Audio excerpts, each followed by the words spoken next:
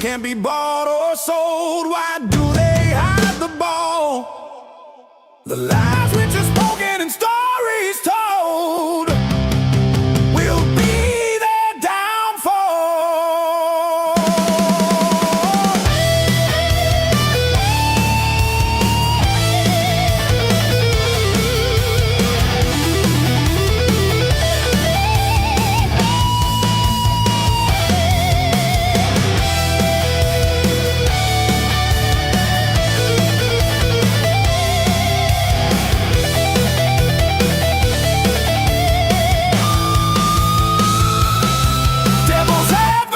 On the road, traveling for truth, a journey unknown. From motion sides to the center lines, we'll find the answers never shown.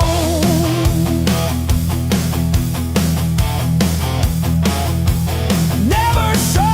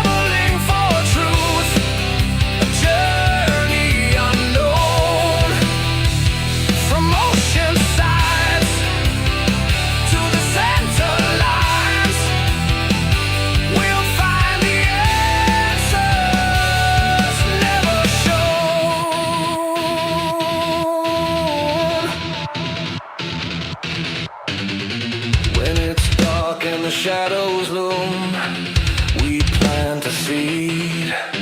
The sun comes up and the flowers bloom. Truth shall be freed.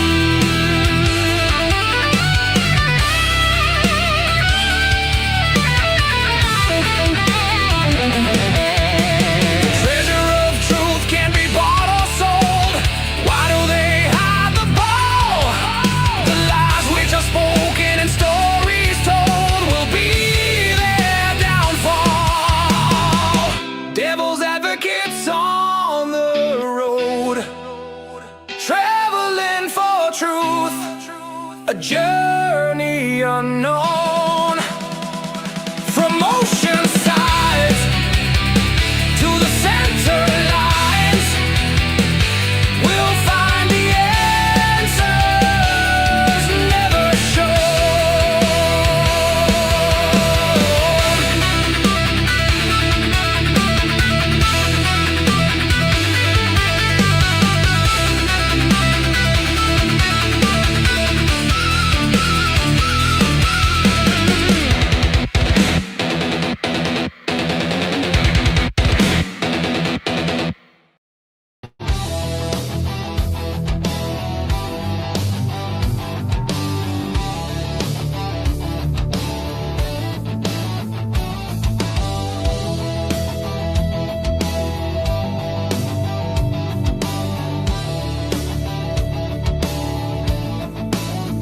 The devil's advocates whisper in the hall, where justice wears a mask and truth begins to fall. Every thread they pull, every lie they weave, in the courtroom's dance, who's left to believe?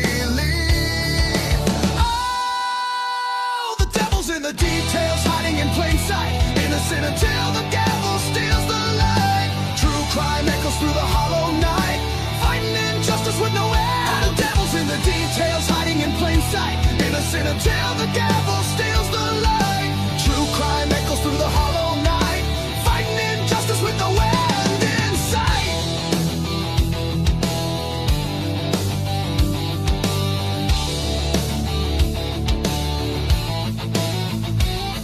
A photograph fades where the truth once stood, blurred lines between the bad and the good. The scales they tilt with every silver tongue, while the broken cry for a song unsung. Black robes sway like shadows on the wall, one wrong word and the mighty fall. Who's a sinner? Who's a saint? The jury's out, but the verdict's faint. Oh, the devil's in the details, hiding in plain sight, innocent until the gavel steals the light. True crime echoes through the hollow night, fighting injustice with no end. The devil's in the details, hiding in plain sight, innocent until the gavel steals the light. True crime echoes through the hollow night, fighting injustice with no end in sight.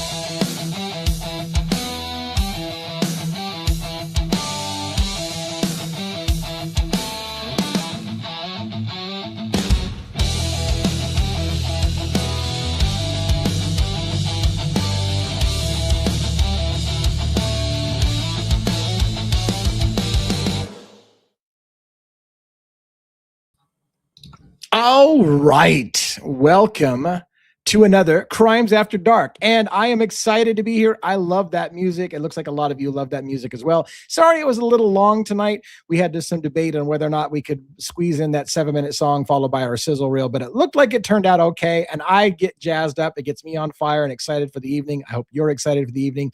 We've got most of our panel kind of assembled. We've got a couple people missing. We always have JJ missing on this day now. He's got commitments during this time of year. He may be increasing his appearance on the show pretty soon. We're missing Logan from Bronx Tales tonight, unfortunately. We do have Dago from True Crime Cafe backstage, and we've got Robin. We will have one, but he's a little late, and so therefore Robin is prepared to read the monologue that one had prepared, just in case. And more than likely, he's not going to make it for the intro, but we do expect him to join us at some point during the show. Thank you all for your hardcore supporters out there. I know a lot of you get jazzed up for the music and the time. It's so hilarious to me how many of you say your animals watch our show. I think we probably have a better following with animals. If only animals could click on the like, fucking share, and subscribe buttons, we'd be fucking set as a channel.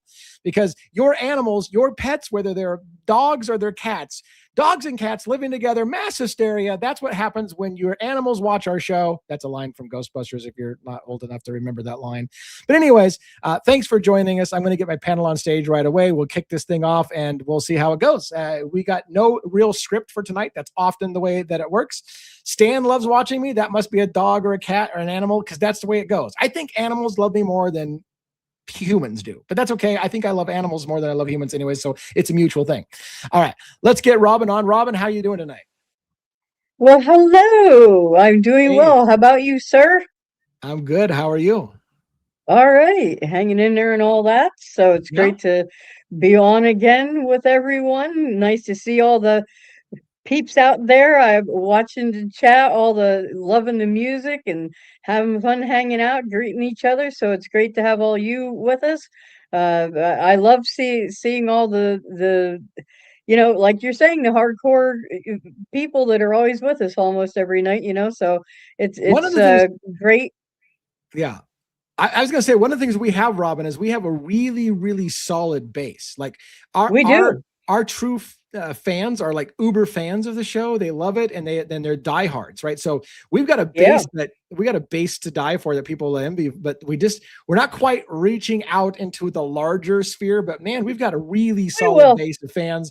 And We I do. hate saying fans because it sounds like you're some kind of rock star, which I did want to be a rock star when I was younger. But anyway, the point being is that We're we do have a solid friends. base, and it's nice. Yes, yes, and So anything I special will in your life encourage today? everyone to hit the like Yeah. and subscribe to the channel. Please share this out, even just to one other person. Put it on your Facebook. I don't know. I don't think people know that we are on Facebook, by the way.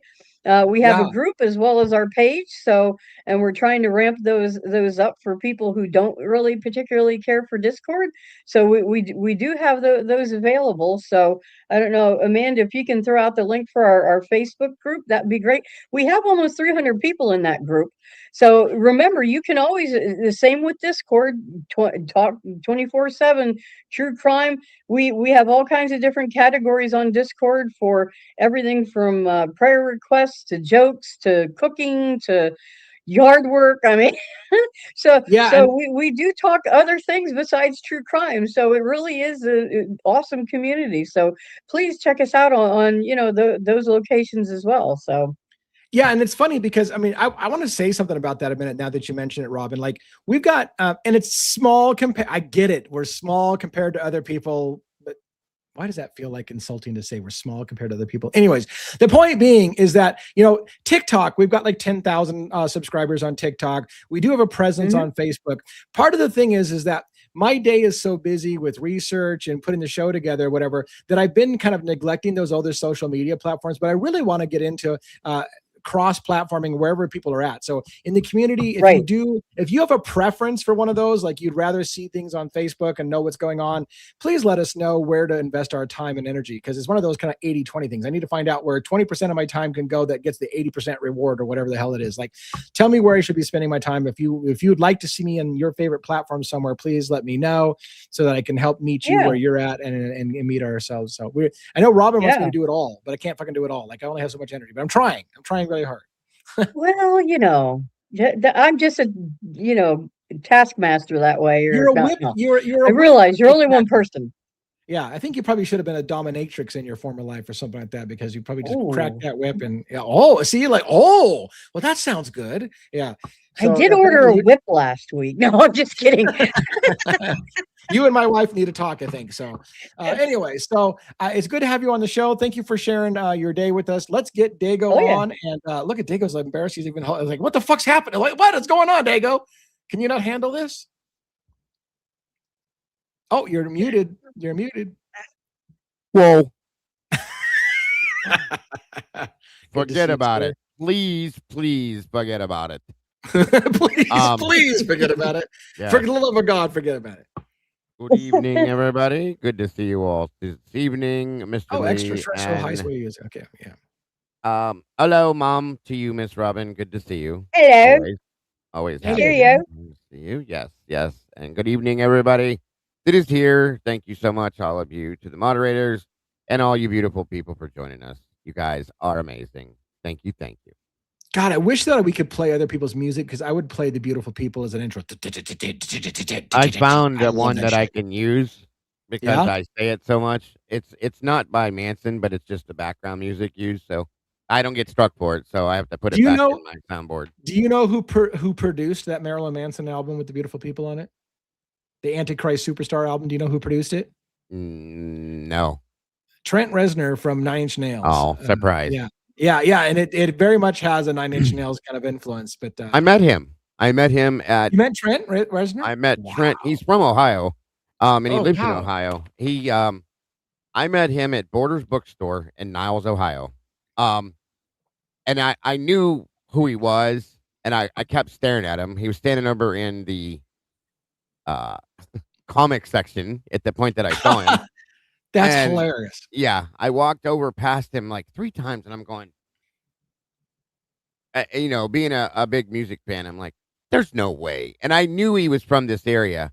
I didn't know exactly where. And I walked by and I turned and looked at him for the 4th time, and he leaned down and he pulled his sunglasses off and he smiled at me and he went, "Uh-huh." And I went, No, that's so awesome. just like that. And he went, "Uh-huh." And I was like, dude.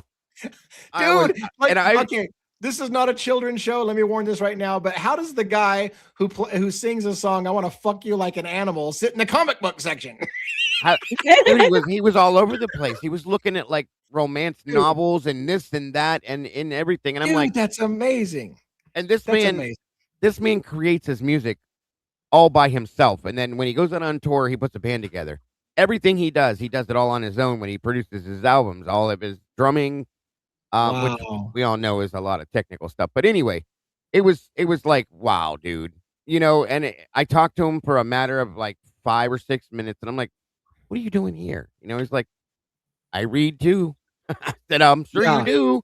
He's very smart from what I understand, because I read a whole thing on him years ago. Well, he's a freak. I mean, so to be fair, I know we're going long-winded and Robin has a monologue to hit for us, but to be fair, like I didn't listen to a lot of Nine Inch Nails, but I certainly got hooked on that album. That album kicked ass, and he's a freaking amazing musician. Like no matter what you say about that guy, he's got a talent for knowing how to do a hook. He's amazing. Him and another one a lot like him was Al Jorgensen from Ministry. Another basically a techno metal same type thing. They did all of their music until they go out on tour, and then they put a band together, and here we are. So both I love it. But seeing him was like the highlight of my life, because he was one of my influences. How he did everything, especially after I read his documentary. I know I'm being long-winded. I'm sorry. I'm trying to get it out. And just seeing him there, and it was just a real quick back and forth, and he's like, I said, well, it's wonderful to see you here. I said, it's fucking awesome to see you here is what I said. But and he was like, yeah, I love this store, and so on and so forth. And I didn't even say anything about his music or anything. And he just looked and said, thanks for being a fan. And I put his glasses back up and turned, and I was like, no problem. And I didn't say I was a fan. But damn it, man, that is so cool. That is so. And Just a Devil Woman, by the way, was saying she likes these smaller groups. When you get to thousands, it's just you're talking to yourself. Here's what sucks. I love the small community, but of course, to do this as a living, you can't have a super small community forever. So how do you? We're like always working that. How do we keep that intimate family feel and still grow at the same time? It's a super challenge. But I'm glad that you like the smaller intimate gathering. Yeah. That's so cool about that Trent Reznor story. Thank you for sharing that. It's a highlight of one of my highlights. Love it, and him too. Yeah. Yeah, he seems like a super cool dude. All right, Robin, you do have a monologue. I delayed as long as I could in case one might join us, but it doesn't look like it's going to happen. Would you like to? No. Now, do you want to stay where you're at, or you want to go full screen like I do with, or do you care one way or another? No, I'm good at here in the corner. That's fine. Oh, no problem. Nobody puts baby in the corner. All right, so go ahead and do your monologue from the corner. Okay, so I forgot this last time, but is it good to be alive in the den on a Thursday night? Always. All right. I'm not used to being on camera while you're doing the monologue. Fuck, this is so weird. Like usually I'm drinking. Full screen then, so I don't mess with your mojo. I'm doing a slow stroke, whatever the hell. I'm off camera. Why am I on camera while you're doing the monologue? All right, let's go for it. Oh, sorry. Oh my goodness. Jackson, Juliana, you are the apples of your daddy's eye. And Mrs. 1-1, you know how much he adores you. I love that. Yes. There's a point late at night when everything goes quiet and the story starts to fall apart. Not all at once, not loud, just little things. A timestamp that doesn't sit right, a gap no one explains, a detail that should matter but somehow doesn't. That's where we are. This isn't the version of events people repeat during the day. This is what's left when you start pulling at it. Because if you've really looked, you've seen it. In the Idaho 4 case, where the timeline feels complete until you slow it down and realize how much of it you're being asked to accept. In the Delphi case, where Richard Allen sits at the center, and people still ask, was that the truth or just the answer that finally stuck? This is where things shift, where evidence stops feeling solid and starts feeling arranged, where confidence turns into questions, where official doesn't always mean correct. Welcome to Devil's Advocates. We don't raise our voices here. We don't chase headlines. We take what's been handed to the public and we sit with it long enough to see what doesn't hold. And around this table, Boss Lee, watching, calculating, waiting. JJ, state of the deep, already 3 layers below the surface. Robin, queen on the scene, seeing what others walk past. 1-1, king of the cliffs, every second accounted for. Dago, True Crime Cafe, asking the question that shifts everything. Logan, Bronx Tales True Crime, connecting what shouldn't connect, but does. No noise, no performance, just pressure. Because the truth doesn't break all at once. It fractures quietly, piece by piece. And by the time you notice it, you're already standing in the middle of something that doesn't make sense anymore. So the only question left is, are you listening to what happened or to what you're being told happened? This is Devil's Advocates. And with that, live from Pennsylvania.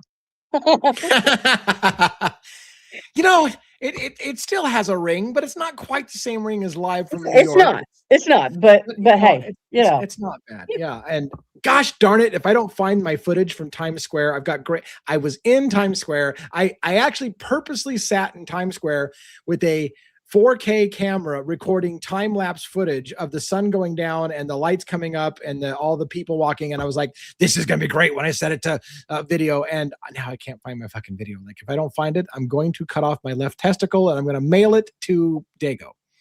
I just wanted to, there you go. So he just went off screen. His camera off on that. He's very excited right now. So somebody asked, by the way, in the chat if my camera's still off. Your camera's off. Do you need to see my face? Holy shit. There it is. There's my face. Holy shit. Look, so somebody had asked in here if we're going to talk about the Kevin C. I think it was Kevin C. I haven't seen it yet. I haven't seen it yet either, but I believe it has to do with the allegations that maybe Ethan had gotten into some kind of fight at Sigma Chi that night, and that it spilled over to the 1122 King Roadhouse. So while I haven't seen the interview, do we want to discuss a little bit the possibility that a fight spillover? We haven't talked about that as a group, whether we think that's a possible motive in the murders, or whether a fight spillover went to quadruple homicide and all the things that went along with it. I planned on reviewing it tomorrow. I believe that was one of my theories I talked about on my show once. That did somebody follow them home? Xana and Ethan was one of my theories. Continuing on, there was proof that there was a fight. It was verified through Xana's mother. It was verified through Xana's father, her sister, and other people. The amazing thing about this thing, and this has been my question, you guys, is why is it that in every interview we've watched, I've said this on my show many times, every time they've interviewed somebody, they're all kids that go to this school. They're all people that are friends within this circle. Why is it that they ask the same question to everyone in every interview? Did anything strange happen that night that you can remember? Do you remember anything weird going on? Not one damn time does anybody bring up a fight. No. Nope. Right. And if there was a fight, which it seems like there was a fight, why is everybody being quiet about the fight? Because again, if there was a fight, and it seems like there was, and yet people are not bringing up the fight, it almost tells you the fight is the thing they're trying to cover up, because they're trying not to talk about it. Right. At least part of it. Yeah. Now, then it leads. There is only one who did mention it. Dang. I want to say it was, shoot. But she kind of like downplayed it, like, oh yeah, there was kind of like this mouth battle kind of thing, but nothing overly, other than that, it wasn't a big deal. But there's been so many rumors about the fact that there was a fight that night. And like you're saying, it's suspicious that they've been quiet about it. It's possible. Stranger things have happened. I want to run through a scenario for Fizzy Cake and for all of you. I want to run through a scenario because I don't talk about these a lot because I have other theories that I feel like are more solid, but let's play with this for a minute. Roid rage is real. So yes, there's indication that people could have been, taking steroids, and that could have led to a roid rage type of thing. There's an indication, there's a strong argument to be made. If a fight happened at Sigma Chi, and again, remember the Banfield guys, they're running back from the 1122 King Road residence house back to Sigma Chi when they get stopped by cops. And it was supposed to be some kind of alcohol thing. But did they just do something at 1122 King because of some fight that happened just hours earlier at the Sigma Chi fraternity? And you have to ask yourself if that's possible. And if that's the case, did somebody come in and attack Ethan specifically? And Xana is the voice we hear screaming at 2-something in the morning when she sees that someone attacked her boyfriend or whatever. Did that happen? Did she then get attacked at the same time? Did Kaylee walk in on that and was on the second floor momentarily, and she got stabbed and she ran up the stairs and they chased her up the stairs or something? Like all of the things could make sense about the rumors that Kaylee was actually on the second floor at some point, that her blood was on the second floor, but we're supposed to believe that she was asleep in her bed with Maddie on the third floor. Well, then how do you explain her blood on the second floor? Unless you think that it transferred from the top floor to the second floor. But what if it all started on the second floor? And what if that's the answer to Steve Gonzalez? He didn't have to go up the stairs. He didn't have to go up the stairs. Why? Because the attack was on Ethan, and it wasn't even about anybody else. But roid rage maybe took over, and Ethan became Xana, which became Kaylee because she walked in on it, became Maddie because Kaylee went up the stairs. Like, could that have all just been something started from a fight that just went out of fucking control? And does that answer why Steve says he didn't have to go up the stairs? It wasn't even about Kaylee. It was about somebody else. Like, is that possible? Absolutely. And to your point about, there's blood on the beer pong table, and we know that. So there are only two ways that it's going to Kaylee, I'm sorry. It's going to get there. Either she was attacked on the second floor, or the killer transferred it there. So and look, Robin, look, Dylan initially told a police officer that she said Kaylee was going to be on the second floor. Right. She said that. Right. And think about it. If Dylan knew Kaylee had been on the second floor when the fight all happened and when the killings were happening, she probably did think Kaylee was on the second floor. She maybe didn't know that either Kaylee ran up the stairs after being attacked and kind of survived the first stab and ran up the stairs and was finished, which I don't necessarily believe because I think there would be more of a blood trail up the stairs, or she died on the second floor and they carried her up. That's one of the theories people have, is that she was carried up and placed in the bed on top of the mattress. I don't know. The problem I have with that is the lack of DNA evidence they said that belongs to Kaylee on the second floor. Her blood should be all over the second floor, not just on the ping pong table. So I haven't reconciled that entirely. But well, how do we know really that they didn't find it? I mean, right now we don't. Shit's been renumbered. I mean, it's just been crazy the amount. I mean, there are sometimes I really question like the documents, but the problem is that's all we've got to go on at this point, really, outside of, you know, some of these interviews and things like that. But real quick, Dago's one's backstage, and I want to bring him up. But real quick, here's the thing I want to say. Talking about you mentioned the renumbering, and I guess I'm on fire tonight. What the fuck? I'm on fire tonight. Look, talk about the renumbering. Brett Payne finds the knife sheath 4 hours after everybody had been walking all over that crime scene. Nobody else identified the knife sheath. Brett Payne comes in 4 hours later and says, "Hey, everybody, did you see this fucking knife sheath?" That was suspicious in the first place. And then you've got, go ahead, Robin. You got a thought on your head. I can see it. Well, and then it's not even that it just suddenly appears there. It's how it's placed. Let's not forget that this thing is placed, you know, across the bed, essentially, not like up and down or it's just like stuck under Maddie's leg, kind of. It's Robin, not even. Look, Robin, you're nailing it. That knife sheath wasn't hard to see. No. Think about this. The photo they took, that knife sheath's not hard to see. So you tell me how 4 hours of officers walking through the scene didn't see it if it was that fucking easy to see. It leads to a big, gigantic what the fuck question in this case. It defies logic to me. Right? It defies logic. Anyways, let's get one up here. I just wanted to kind of get that out of the way before we got up. It's so good. Yeah. 1-1. Hey, how you doing tonight? Yay! Wow, good job, Robin. I heard your monologue. She did you justice, right? Yes, it did a great job. I love how Robin does that. You are the apple in Daddy's eye. Good job. Good shit. Well, thank you. So I hopped in as you guys were talking about the knife sheath there. What I would say, I know we'll never get to see it because of the stupid redaction and and that nonsense. However, what would put to bed, it would, that this knife sheath is planted or not planted, would be would someone verifying. We're not going to get to see it. I understand because the bodies are right there, but if there is someone, I don't know how it could be done, that would be trustworthy enough that people would actually believe, that would be able to see the unredacted body cameras. And so my basic point is that the officers are responding, right? They're in Kaylee's room, Maddie's room, they're in Xana's room. So the officers who respond and they're in Maddie's room there, you should see the knife sheath on their body camera. We can't see it because it's redacted. I understand that. No. But it should be there.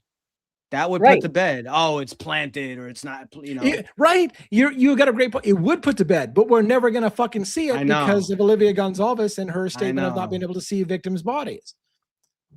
By the way, before I get too far, I do want to make a weird announcement to the Gonzalez family. They are featured speakers at CrimeCon.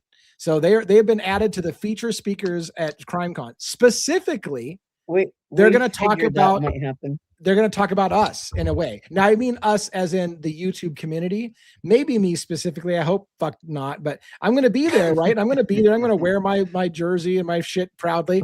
But they're specifically going to talk about, quote, armchair detectives who shame the victims and say horrible things about the victims on camera. So I'm certain they're going to include me in the armchair detective who's sitting here trying to figure the case out, and we're disgusting, despicable human beings. How awkward is it that I'm going to be at CrimeCon with Christy and Steve as their center stage and walking around the floor, bumping elbows with them? It's weird. I hear that Phoenix is going to be there as well from her channel, is going to be there and handing out flyers. It's going to be a weird thing. I just wanted to bring that out. Here's what I want to say about that. I want to say this just briefly. For the Gonzalez family, if you happen to be, by the way, I know I've been told they are watching my channel. They see my channel. So for the Gonzalez family, if you happen to get this message, like, I have no intention of coming up and interrupting you or talking to you or trying to talk to you face to face. I'm not that kind of guy. So hopefully it is going to be a peaceful situation. Because I understand the families are grieving. I want to say this before we go back to our conversation. I understand the families are grieving. I understand that they need to say whatever they're going to say, kind of thing. And I want to give them the grace to do that. I'm trying, in my opinion, and I know they won't see it the same way, I want the same thing they do. I just want to know what happened. That's all I want. And in the end of the day, we're on the same page. They won't see it that way, but we're on the same fucking page. No, they don't. No. And that's it. I'll be honest and truthful with you guys. It bothers me a little bit because I try to put myself in their shoes, as nobody can. Okay, nobody can. Right. Nobody can do that unless you've been through what they've been through, and hopefully people don't have to go through that. That's probably the most horrible thing you can ever imagine going through in your life. I've tried to put myself in their shoes to understand why they see us the way they do, knowing what I know about myself and why I'm here and why I cover this case. Because it's because I want them to know the truth. I want them to get justice for the loss of their child, and I want them to have some kind of closure. There's never going to be closure. We know that, but something of Dago. I don't even know how to explain what it is, but that. Dago, I want to ask, I apologize to the other panelists, but I want to hit on what you're saying. This is what bothers me. Steve Gonzalez himself didn't buy the official story. He hired a private investigator, and he said, I'm not going to just fucking sit around and let you guys tell me what happened. I'm going to hire a private investigator. I'm going to find out. He questioned them on why they ruled out certain suspects so early. So at the end of the day, I have to, and again, I kind of sympathize with Steve Gonzalez. I'm not a father, but if I had been a father, I can see myself doing a lot of the same shit he did. Fuck you guys. You're not going to just make me sit here and do nothing while you tell me what happened. I'm going to find out what happened myself. I understand that. I would have done the same thing. Yeah. So it bothers me that he goes around shaming people for doing what he did, which is like, I don't buy the official story. I'm going to fucking hire a private investigator and find out myself. And so great for him and the Gonzalez family if they feel like they've gotten the answer that they need. I still don't have that answer. I don't have that answer. So they may be at peace, but I'm not at peace. And it's interesting. It's interesting because I had this conversation with Lee off live, and my question to him was, it probably won't happen, but even if they're listening, of course, they're gonna see it and they're gonna say, they kind of group everyone together. Oh, you guys are just trying to make money on the death of my child, which is disgusting or whatever. And I see how they're looking at it, and I get it. It's very tough. However, I would love, before they start going, crazy and say, oh, you guys are just clickbait or whatever.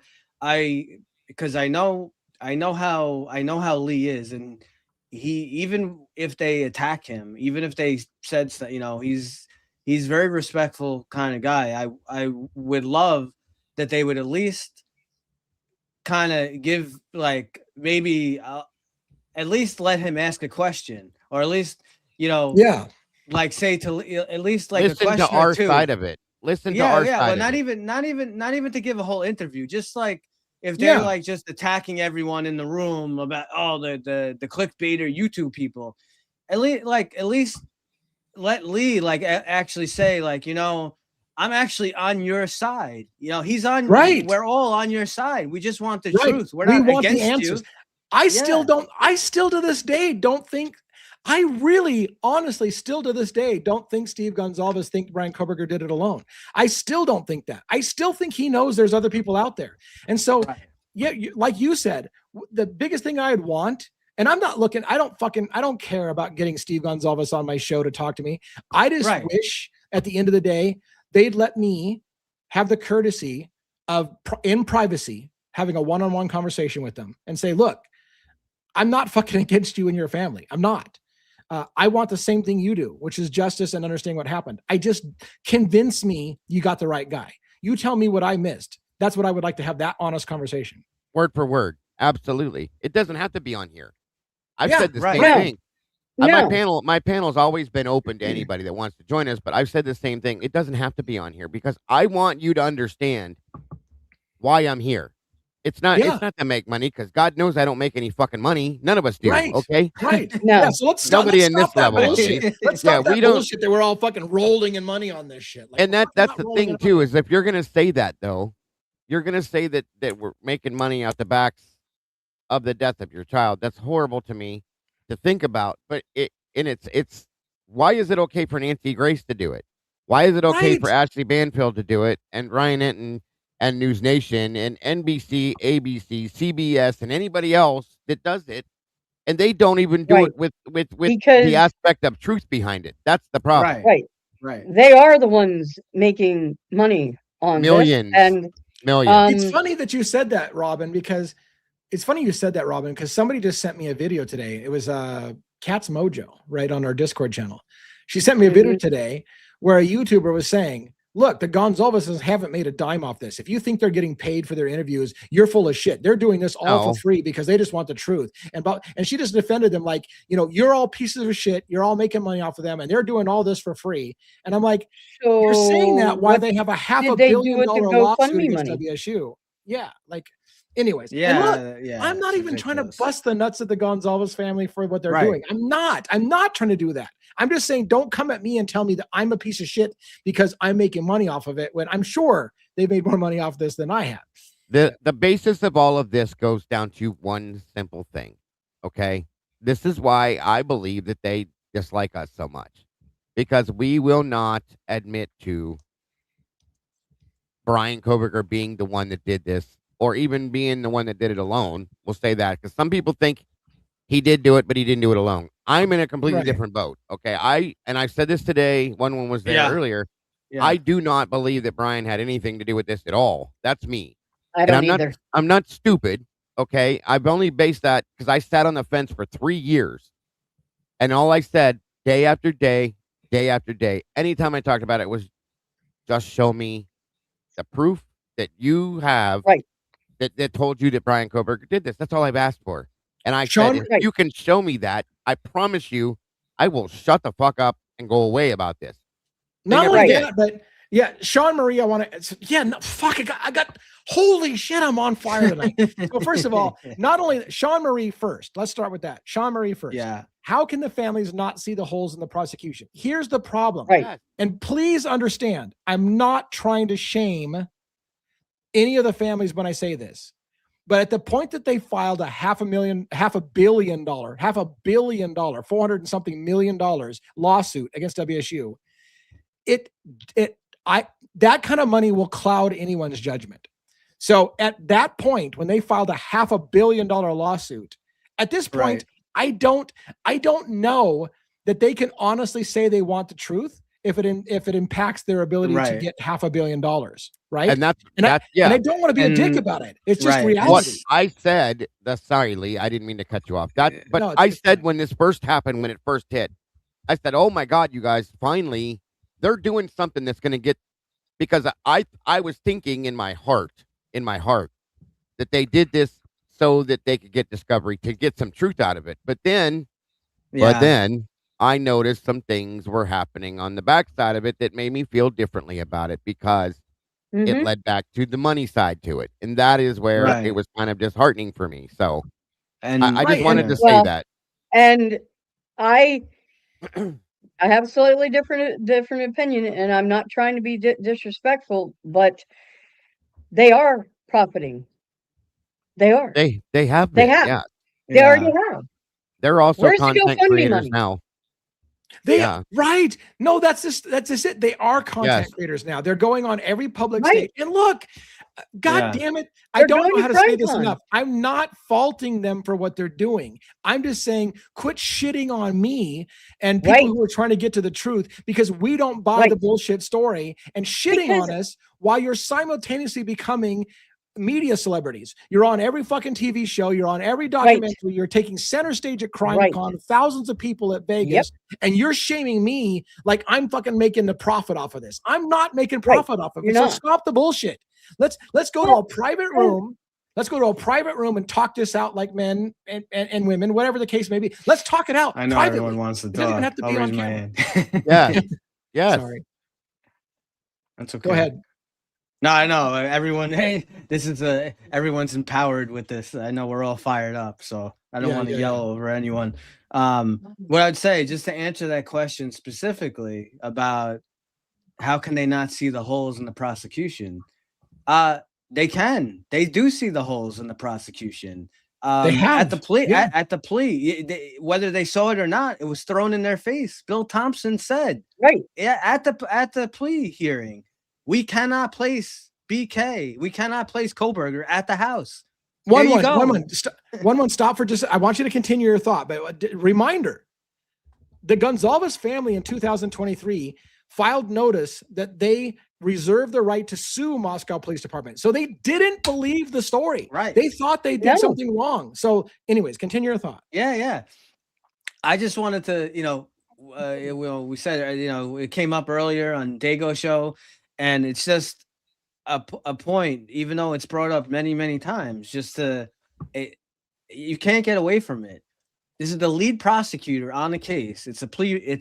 You have the plea bargain, right? BK. Oh, okay. Yeah, I did it. I killed them. Oh, by the way, he wasn't stalking anyone. We have no proof he's stalking anyone. Oh, and just a little tad bit notice. We can't place him at the house. What do you mean you can't place him at the house? I was as floored as you, dude. My jaw hit the ground in the fucking courtroom. I'm like, in the courtroom, I wanted to stand up and go, what the fuck do you mean you can't place him at the house? Are you serious? We had this conversation today earlier with when one was over there too. Same thing. It doesn't make any damn sense. And you know what? That reminds me, Steve himself, again, all due respect, in an interview with Brian Enton looked at him. He was sitting on the couch with Christy. And they said, Steve, I want to ask you, are you open to the possibility that somebody else besides Brian Koberger is involved in this? Absolutely. Or that other people were involved in this. He said, absolutely. And as he was saying absolutely, Christy said, no. God dang it. There's not agreement within their marriage with this. You're right. Once again. But one of the reasons that I am interested in finding the truth is I want to find the justice for those 4 young adults who were horrendously taken out of this life, but also for the future. And because God knows, unfortunately, this will happen again. And the problem is that if we can't find the truth in this case, how are we going to find the truth in other cases? So this does involve, whether they want to admit it or not, or anybody else does, this involves more. This is a social justice thing now, because we already have things being limited to how much we can see, how much we can hear. Well, this isn't finding justice for those 4 victims, and it's not helping find justice for other victims that are where investigations have been limited the same way. I got 2 things I want to say. Okay. I got 2 things I want to say. One, I want to talk a little bit about Steve and Christy Gonzalez and their disagreements. I want to talk about that. And I also want to talk about an insider tip that came in about the feds, which I can't prove, but I want to share with you just as a food for thought. So, first of all, to Steve and Christy, it has been clear to me almost through the entire case that Steve and Christy are not on the same page. Yes. And I will give them kudos for this. Yeah. I will give them kudos for this. When it comes to the public stage, they rally, they hug each other, and they provide a unified front, even though those of us who pay attention can see they're not on the same page, but they do their best to support each other as if they are. So kudos to them for the marriage that they have. They have a strong marriage. They keep their shit off camera when they disagree as much as possible. But it's clear to the rest of us who pay attention, they're not on the same page. Steve Gonzalez, I believe, believes other people were involved in this, and his wife wants the simple answer. Brian Koberger was it. That's it. And she probably believes that. She probably believes that. But Steve doesn't. That's my opinion. But kudos to their marriage, that they stand by each other and they put on the unified front, and he shuts his mouth when she corrects him and says, hey, I don't think that. Like, I actually respect them for that in a weird way. Same here. I get it. Yes, I do too. That's 100% fact. That's very hard to do in a situation like this. Right. Do you guys know how many marriages have broke up over things like this, folks? That's right. I mean, absolutely. It happens every day. Yeah. And they have made it through that. And you got to respect, whether you like them or not, you have to respect the strength that they have as a family to come through this the way they have. Truly and honestly, we don't know what goes on behind the scenes, and we don't need to. It's not our business. But what we see out here, fact. That is a fact, and I fully agree with you, Lee. It's amazing, but there's two statements that were made. One was made by each one of them at different times. And that the one I just mentioned is when Steve said, 100% I'm behind that. And one was made earlier on by Christy when she said that she fully believes that this was somebody that Kaylee knew that was in their circle. Those were her words. And she is not the only mother to say that. Okay. Nope. Kara Kernodle said the same thing more than once. That's not a coincidence, folks. Okay. And here's the thing, like, we're being brutally honest, and I realize that this shit's going to blow back on me at CrimeCon when I bump into the Gonzaleses and whatever. But here's the thing. All due respect. All due respect. Right. I don't want to shame the families. I'm not about shaming the families. I really honestly want this. I feel, again, I can say it a million times, I feel like I want the same thing that they do, which is they want justice. Right. But at some point they may have made a decision. The best that we can do at this point is to go with the official narrative, sue the fuck out of them, get this big lawsuit, and call it the best that we can do. And so I'm not even 100% sure even that Christy believes that story, but it might be what she's going with because she thinks it's just in their best interest to stick with the official story and go with it and get their payday. And it's the best that they can come out with in this horrible situation. And in that regard, I can't necessarily falter. Like everybody wants to bust the Gonzalez's balls about things, but I can kind of understand where they're at. I kind of understand. I do. Maybe I can't. But my one question to them would be, don't you want everyone, even the littlest part? I don't care if it's freaking Molly that just, don't you want every single person that had any little part in this to be held responsible? Right. To the fullest extent. He said that. He said this needs to go to trial. The full and complete and total truth, these are his words, needs to come out to the world. Yeah. And it was weird to me. It was weird when Steve Gonzalez said on the steps of the Idaho courthouse, again, I was there that day, but I wasn't outside with him when he did this. He said, first of all, Steve was livid that a plea deal had been made without the family's consent. He was like, he was pissed. And why? I've told you this a million times. I'm going to say it again. I believe Steve Gonzalez was told that it was multiple people and they were going to get them all and just trust them. They're going to start with Koberger and they're going to get the rest. And then when it became clear to him that they were going to go with the lone killer theory, he was like, you just fucked us. You're going to let other people walk because you went with the lone killer theory. And I think that was what bothered him. And then he changed slightly and said, well, if you're going to go this route, then you better make it clear Koberger did it and did it alone kind of thing, because he was pissed that they even did the plea deal in the first place. And I know that sounds convoluted, but in some part of my mind, I can understand his logic. He also changed, and Dago, you brought it up a few times that after that, that whole thing with the Brad Thompson, right? That whole Bill Thompson. Yeah. That text thing that he had, and yeah, no, oh no, you're and I was just getting ready to bring that up, Brad Norton, right? Yeah, I mean Brad I Norton. I'm still sorry, think, I meant yeah, Brad Norton. Yeah. That's okay. I will get back think to Joanne's comment real quick. I will get back to Joanne's comment. You guys finish your thought, but I'll get back to Joanne's comment. I just was going to say that 211. I still think it's a very grand possibility. We know that the defense was threatened. We know that the Right. Kobergers were threatened. Steve showed and proved there was some kind of a threat at them. I have to wonder, and he even said it in the text messages, that the Showalter family walked up his driveway and knocked on his door and basically said, you need to shut up or there's going to be consequences. The Mortensen family threatened him. You need to shut up or there's going to be consequences. And I think that's when things change channels. Right. I got so many thoughts tonight. What the hell? Did I just fucking take some kind of drugs? Because I got a million thoughts. All right. I was going to ask you. Oh God, I'm fired up tonight. So Joanne's comment: has anyone ever thought that maybe the Gonzalez family has been told to shut the fuck up? Yeah, absolutely. That's what I'm saying. Yeah, absolutely. Yes. Listen, Brent Turvey, the forensic specialist that was going to testify on behalf of the defense, flat out said on an interview, I think it was with the Sarge, he flat out said that he has seen cases where the prosecution and the law enforcement will tell the family, shut the fuck up. And if they don't shut up, they will actually start arresting you, start harassing you, start giving you speeding tickets, whatever it takes. They're like, look, we'll make your life hell if you don't shut the fuck up. And I do think that was told to the Gonzalez family. I agree with that. And Stephen Hippler himself, this came from Steve's mouth, and it was in a document, okay? During a whatever you call that type of a hearing they were in, Hippler told him, Steve, I think you need to shut up. And Steve said, I don't think I can do that. And he goes, well, then we won't have a trial.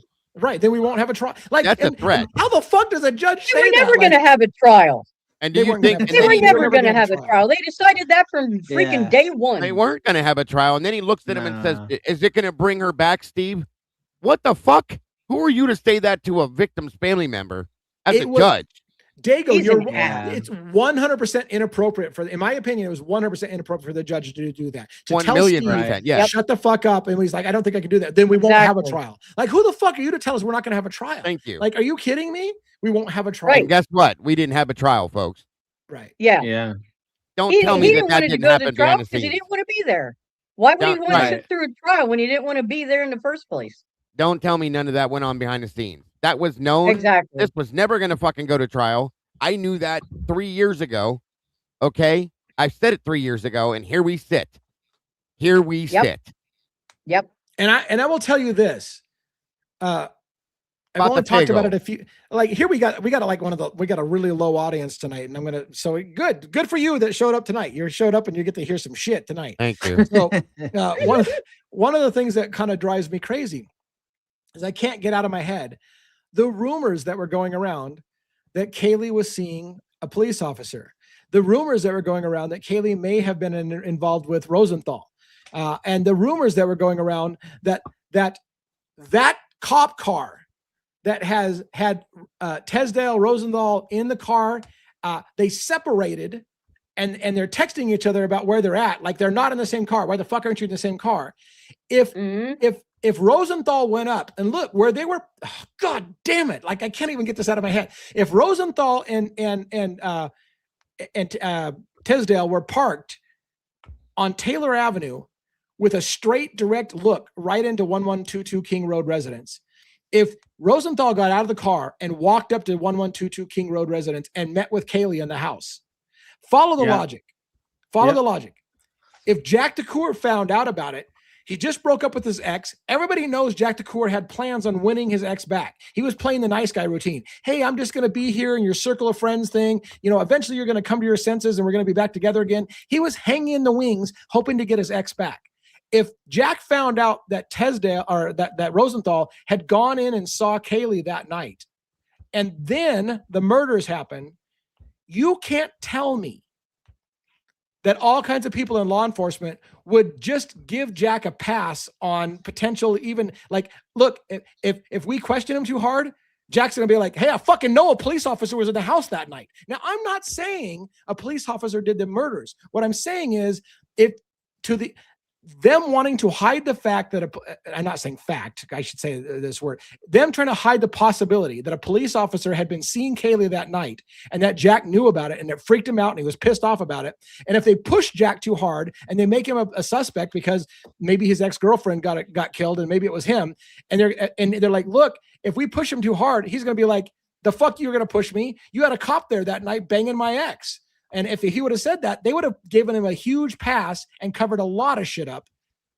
Do you follow my logic? Am I making any sense? Yeah. He would have covered a lot of shit up to hide the fact that an embarrassing thing for the department, that an officer was sleeping with a college student, and that would be a huge embarrassment. Where did that come from? I've never heard that before. But but I thought Jack and Bethany had gotten together. It was a rumor. Bethany was pregnant. Listen, I've heard this. This was a rumor. Yeah. Yeah. That's new for me. Yeah. Yes, yeah. I've heard that a lot. It was a rumor. So basically, you didn't hear this, Dago? So I'll explain it. So what the thread is that I understand. I know Dylan drove an hour and a half or however long it is to go get Kaylee, right? But the thread is that Kaylee actually wanted to come back, not just to show her car. She wanted to come back because apparently she had heard rumors that Dylan or whoever else was spreading gossip and stuff that that Kaylee had hooked up with Adam from the corner club. You're muted, but it's okay. So I gotcha. Yeah, so it was the whole thing with that, and the rumor that went along with that was that I guess that like got to Jack, and he was all upset, and apparently because Adam is his roommate or whatever, or that he lives with, or again, this is a rumor. I'm not saying it's true that. He was so upset and so pissed off that this happened that he went and he got like all drunk one night with Bethany and he was fooling around and one thing led to another and he actually got her pregnant. Yeah. It's a rumor though. I'm not saying don't shoot me. Could this lead back to the Maddie, what did you say to Adam thing? Yes. Right. Absolutely. Wow. Babe? So the rumor was that. So the rumor, and it's a rumor. So let me say it a million times. It's a rumor. Right. Rumor has it. Oh my God, fucking Adele is badass. Anyways, so the rumor has it that Jack was distraught that night. Yes. Because of the whole pregnancy thing. He thought, I just fucked up my entire life. I slept with Bethany out of kind of revenge fuck kind of thing, got her pregnant, and now my life's falling apart. I've ruined everything. And he was distraught over the pregnancy thing. That was supposedly what happened that night. Put him in the depression too. Right. Put him in depression because he was like, he had hopes of getting back with Kaylee. Right. Exactly. But he had fucked it up. He did a revenge sleep with her friend kind of thing or whatever, and then got a girl pregnant. And then he's like, I just fucked up my whole life and my whole plan. That was a rumor. A rumor. Right. I'm not saying I even buy it, but it's a rumor. Right. And then somehow some of that, and then just real quick, and then somehow some of that apparently, I guess, got back to Kaylee, and that was one of the things she wanted to clear up before she left for Texas. She not only wasn't just to show her car to Maddie, it was also she wanted to clear up some of the rumors and stuff. So was the rumor started there or out here?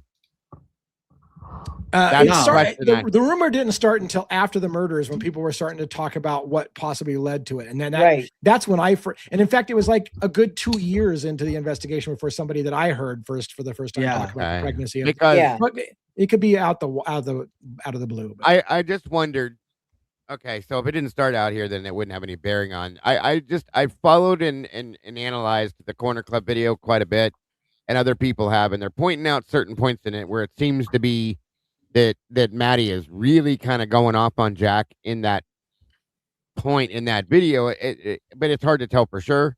And it just made me wonder what the conversation was that was going on. You know what I mean? So who was the guy that came out of nowhere? It's a channel who's the YouTuber came out of nowhere, something forensics that has the Sherlock program. That Oh yeah. I know you're talking about True criminal crime forensics. True crime forensics. That's True what- crime True forensics. crime. Yeah. Yes. So I'm not trying to bust any YouTubers' balls. So True Crime Forensics supposedly cleaned up some audio of that whole "what did you tell Adam" thing, and what he cleaned up, what he said, and I didn't hear it. I listened to his video and I heard I don't hear what you heard, but he said what Jack says is they're gonna get you for this, Maddie, and you're gonna die tonight.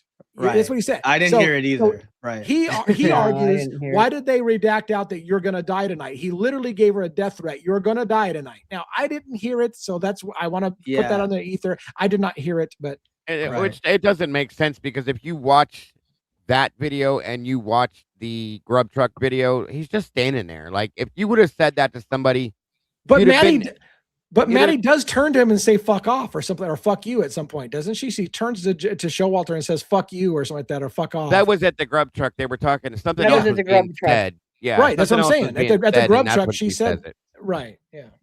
So I don't know. Yeah. That seems a bit much. I never could tell exactly what Showalter says to them. I don't think anybody can.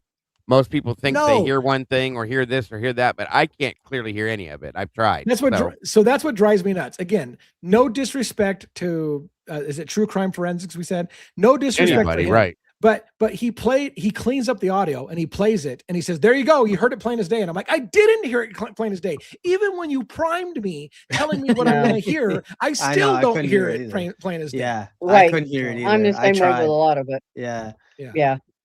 But you can't hear it. It could be many things, guys. But is it, I'll be right back. Again, it's all the rumor stuff, but could that be why, Bethany was so protected and like disappeared, that and here's the thing. This is the thing. At the end of the day, why are we pieces of shit for doing what we're doing? Which is like, hey, I don't think I agree with him that's what Showalter said. I can't hear it myself. Like, we're being fair with the data. We're not being assholes. We're like, we're not jumping on every crazy conspiracy theory. We're like, look, I don't hear that. Like, and yet we're being shamed for talking about the case like we're some kind of assholes, but we're trying to do the same thing I feel like the family should be doing, which is to find out what really happened. Well, right. And so when these questions arise, and because we're not getting any real information, because let's remember, they can't place Brian Koberger at the house any which way, shape, or form. And there is no place on Sundays because there's no freaking DNA. There's no blood of Koberger's. There's no sweat. There's no piss. There's no nothing from him. So you cannot place the man at the house. Not even his phone can be placed at the fucking house. Don't forget. Yes, don't forget he levitated too. I'm going to ask those questions because you haven't proven dick to me about any of it. You haven't. Don't forget he levitated also. Yeah, he had to use a zip line or something to get through that. The Mission Impossible stuff. Anyways, I loved Just a Devil Woman's comment about you busted my balls last night. I don't even have balls. It is what it is. Look, it is what it is. I feel like it's a shame. It's a shame to me that our channel and our panel is getting lumped into every other YouTuber who's out there saying wild ass crazy shit. Because I don't feel like we do. Yeah. I don't feel like we talk about wild ass crazy shit. No. We might talk about something, but we'll shoot it down. We're like, that doesn't make sense. Why are we getting lumped in with all the other crazy off the wall shit conspiracies? I mean, we don't do that on this channel. We don't want to be a part of conspiracies. Yeah. We want to be a part of truth and justice. Yeah. Right. You back it with the receipts, and we go by, you know, we kind of, which I know is something that, I hear all the time. Pav brings up, you have to go by the documents and the evidence that they give us. And we do. And that's what we do. We just, we go by the evidence they give us. But speaking of, go ahead. Yeah. Well, speaking of Pav and everything like that, I've been kind of keeping up on a little bit of what he's talking about and kind of thing like that. But where do you think he's at on that? Like he mentions from time to time Kopaka, he mentions Malwich still. I'm still trying to figure out where Pav sits on the whole thing. Like, do you have a clearer idea than I do where Pav sits on the whole thing at this point? He thinks Mowich is involved. His big thing when he's still down, and if he's wrong on something, he'll say, "Oh, I was wrong on this" or whatever. He does do that, so I'll give him credit. Yeah, for that. His big thing, like yes, yeah, right. So his big thing again. We're not. This isn't saying this is what we believe, okay? But what he's basically saying, he believes that there is something much more involved with the DoorDash. He really believes that Molly was involved in dropping people off. Yeah, whether it was whether it was Braun or Mowich or whatever, Larry, Curly, whoever the hell you want to throw in the damn car. Yeah. She was, because it's weird, and even with I think she may have delivered to somebody. Yeah, yeah. Even with the evidence that we have from the document, the DoorDash didn't come from Xana's phone. So what the hell? I want to make an appeal to. I want to make appeal to our. I realize probably the people who watch my channel probably don't watch. How do I say? Okay. The people who watch my channel probably aren't huge Pav fans because we separate a little bit, but I have to say this. This is my appeal to you. If you're in this audience right now and you have an inside ear to Pavarotti, please let him know. I really, really, really respect his research, and I would love to have him on the show so I can talk to him. For some reason, he's only acknowledged me peripherally by saying he knows my name, and he even said he's even said publicly, I like Devil's Advocates, but I can't get him to acknowledge me personally. So I would love to talk to Pav. I respect Pav's research. I have sometimes, I admit it, I have problems with his followers because his followers are an ass to me because they all tell me I should shut my YouTube channel down because Pav solved it all, and I get tired of that. But Pav himself, Pavarotti, if Jay Embry, if you're out there, would love to have an opportunity to talk to you.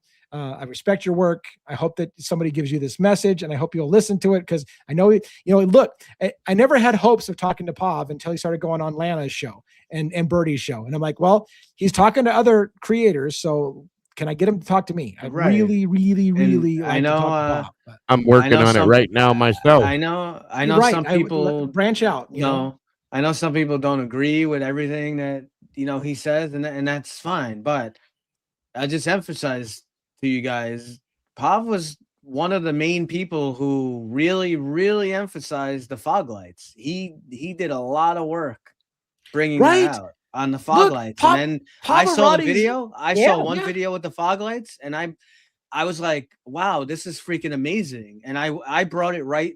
I brought it right to Lee, and Lee put a FOIA out, and we're not taking credit. Oh, we discovered it. We never said that. I gave Pav credit immediately. Let's cover that. Let's cover that real quick. I was just gonna say the same thing. You saw him talk about the fog lights. You convinced me he was so good at what he just discovered that we had to put in a public records request. We filed the public records request because I was convinced of it. And look, the FBI came back and said, we acknowledge that we have the information you're asking for, but we won't give it to you because of one of the possible reasons listed below. They admitted they do have the answers we asked for. So we respect Pavarotti. Pavarotti convinced us all that the fog lights was an issue. And so again, I've said it enough, but I'm going to say it one more time because I'm fucking an idiot. So I have no problems with Pavarotti. What I have problems with is his followers who treat me like shit. But Pavarotti, I got no problems with. So I hope that we get a chance to talk to Pav.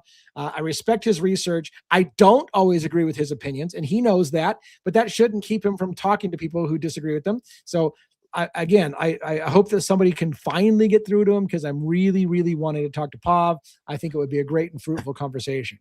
We're working on getting him to join us as well, and although, I hope you get him to be able to talk to him for the same exact reason. He actually acknowledged myself and Kim the other day, and I guess he acknowledged me again today. I was told, I love how he researches things and the work he puts in, and I have absolute respect for that as well.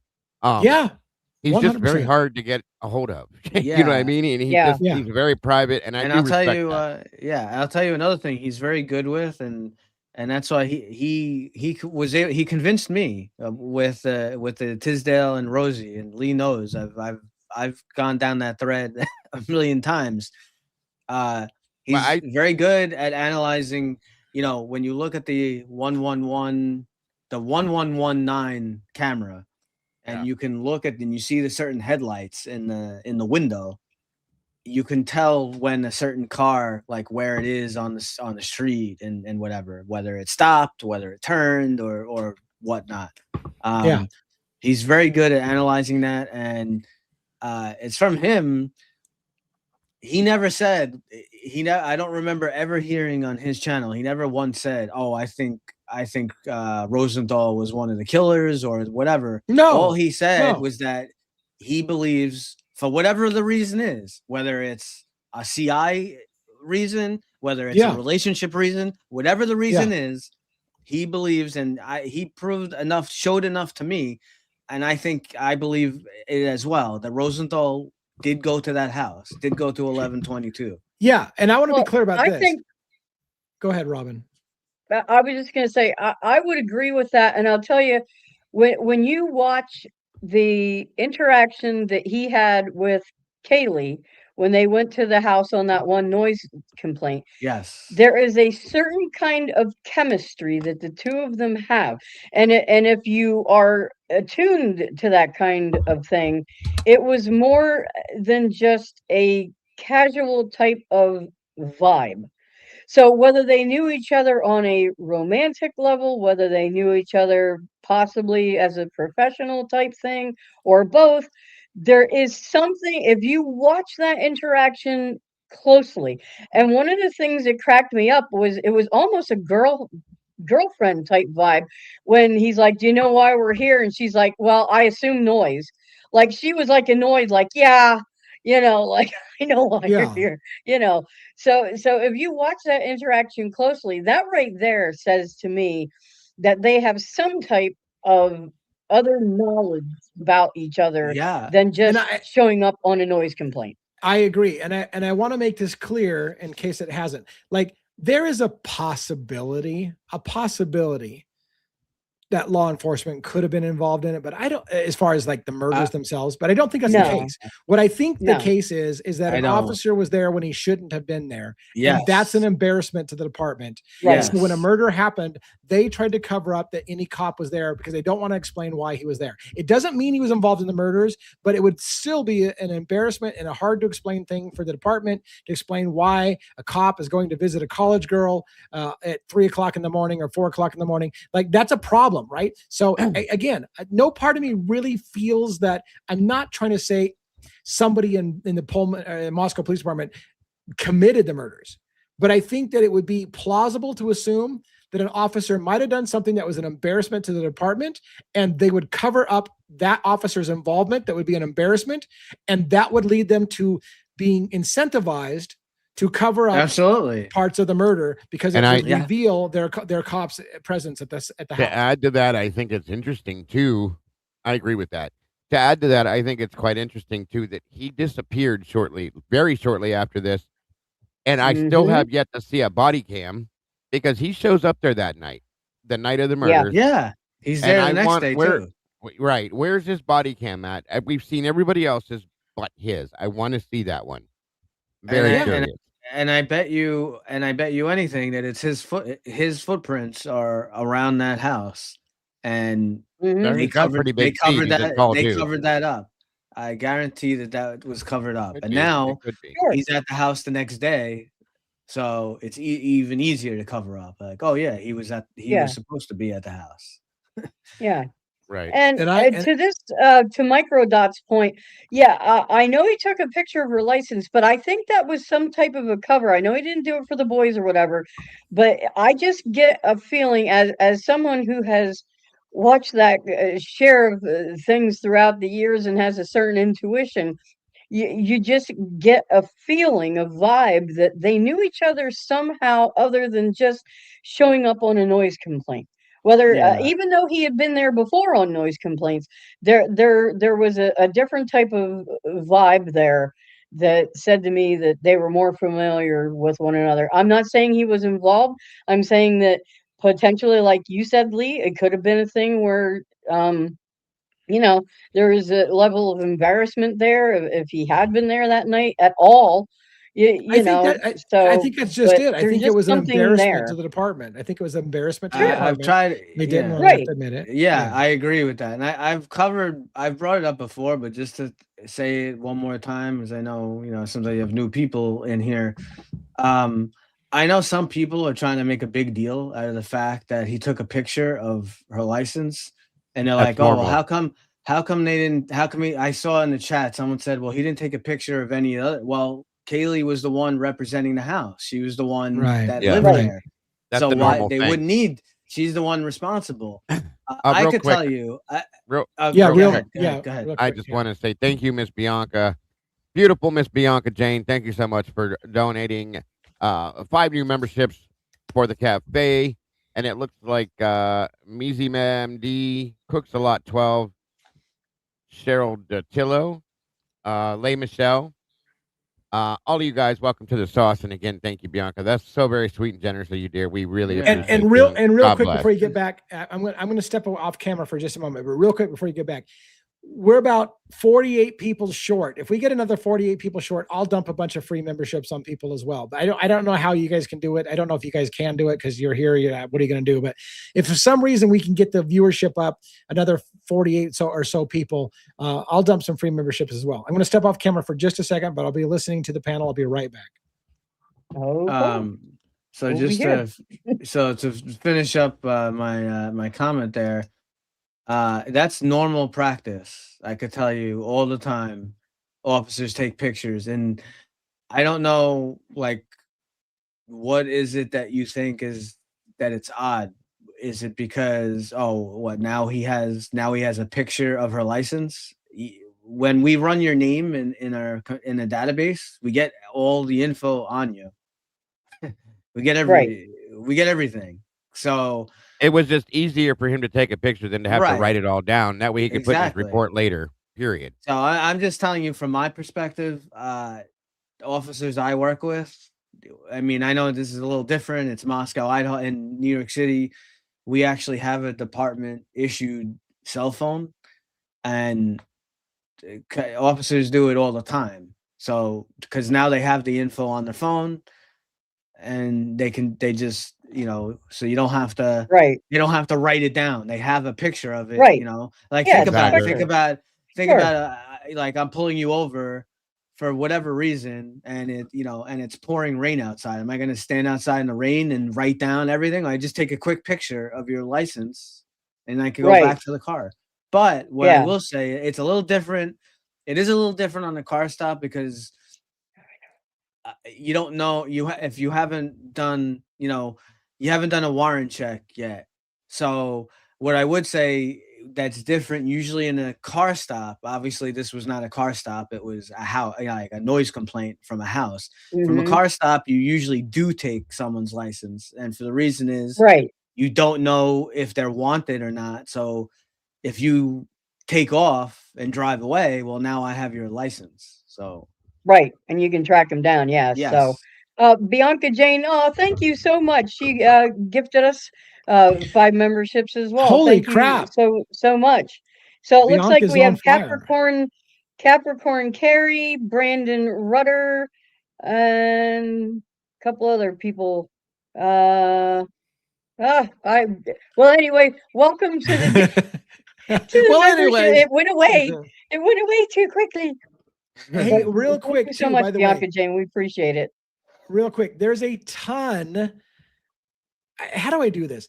There's a lot of member only content out there. I don't want you to feel like if you're not paying for membership that you're missing out, because you're not missing out. It's just No. bonus material. But there's a lot like bonus material, like reading Whitney Webb's blackmail. What was this? What's the title of that? One Nation Under Blackmail. One Nation Under Blackmail. Like it's just bonus material, but there's lots lots of content. So it is worth the Right. freaking $3 for a membership. So thank you for signing up. And if you are a member, especially we've had a lot of new members the last month. If you're a new member and there's something else you would like to see, please let me know what it is you would like to see for your membership. Because Right. I want to provide, there's some things that I feel comfortable talking about on the public side. And then there's other personal thoughts that I want to hold for members only. So I do Right. reserve some of my thoughts. Believe it or not, I'm not just diarrhea of the mouth. I actually reserve some of my thoughts for members only. So anyways. Real quick, I just wanted to I just decided to give back 5 more myself. And it looks like Amy NJ, Christy Craig, Whitey Nandy Nerdy, something like that. Nana Finn, and truly amazing. Congrats and welcome to the sauce. And thank you all for being part of our family. We do appreciate and love you very much. I want to shift us away for the last little bit of the show to a super controversial topic. Uh-oh. Are you ready for this? Ready. Here's why it's controversial. I don't want to be political, and I don't want to get into people's religious beliefs. We're a true crime channel, but sometimes those things overlap. So I do this with caution. But U.S. Attorney General Pam Bondi was fired by Donald Trump. And it kind of connects to 2 of our cases. That of Tyler Robinson, the alleged shooter of Charlie Kirk, because some say Pam Bondi was fired because Trump didn't like the way she handled the Epstein files. And I told you from the very beginning, I believe that Charlie Kirk was assassinated in part because of his stance on the Epstein files and his pushing for the Epstein files to be released, and he was killed. And now the Attorney General is fired for allowing certain parts of the Epstein files to be released.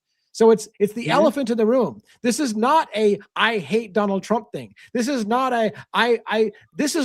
please, for God's sake, don't make this political. It's a true crime thing, but there's no way to ignore that Pam Bondi being fired. And look, I've got an article I could show you on camera of all the times they mentioned Pam Bondi being fired because of her handling of the Jeffrey Epstein files. So if you need receipts, I'll show you that I'm not the only one who says that a major portion was her handling of the Epstein files.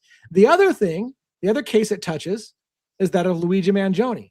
Why? Right. Because Pam Bondi, in my opinion, violated local rule 23.1, I think it was in New York, that talked about public officials who are in law enforcement, like the U.S. Attorney General, can't go and say things like, he's a murderer who killed somebody in cold blood and needs to be put to death.